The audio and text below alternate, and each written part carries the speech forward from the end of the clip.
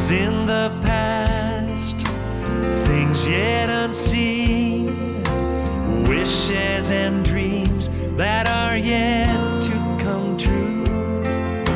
All of my hopes and all of my plans, my heart and my hands are lifted to you.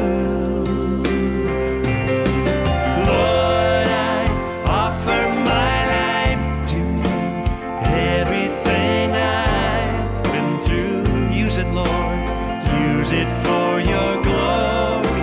And Lord, I offer my days to you, lifting my praise to you as a pleasing sacrifice.